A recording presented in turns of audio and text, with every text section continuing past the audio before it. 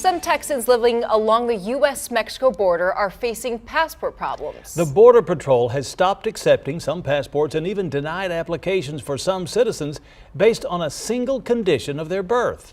Eyewitness News border reporter Oscar Margain spoke to one attorney who says he's seeing more and more clients denied entry over who delivered them at birth. Letters like these by the State Department are arriving at people's mailboxes after requesting new passports. In the letters, the government says it suspects the applicants were not born in the U.S., even if their birth certificates say otherwise, and therefore they will not issue a passport until the applicant can prove them wrong by submitting a number of documents and evidence. The reason for the suspicion?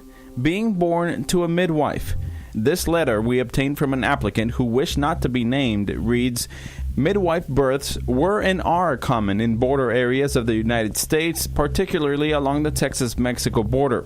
The department has evidence that some birth attendants fraudulently registered some births as having occurred in the United States, even though they actually occurred outside the U.S. Now it's getting to the point where every week, probably I get 5 people to come over, or 10 people, between 5 and 10 people, to come over, they're having some issue with their passports." Immigration attorney Jaime Diaz, who claims to have represented over 500 U.S. citizens facing these type of issues since 2007, including military veterans and Border Patrol agents, believes the government is unfairly targeting those born to midwives along the southern border, a majority of whom are Hispanic with strong ties to Mexico. They are detaining people at the ports of entry and taking away their documents.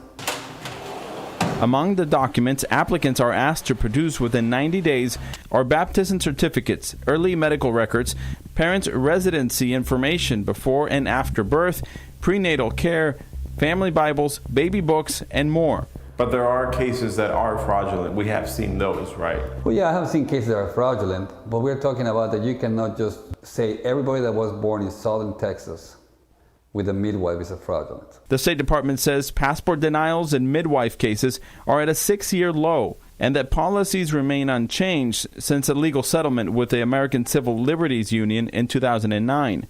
Even so, Diaz believes the agency needs to approach this in a different way. I think it's not only unfair, it's also a waste of resources, because, I mean, the people they're targeting are not criminals. On the Texas-Mexico border, Oscar Margain reporting.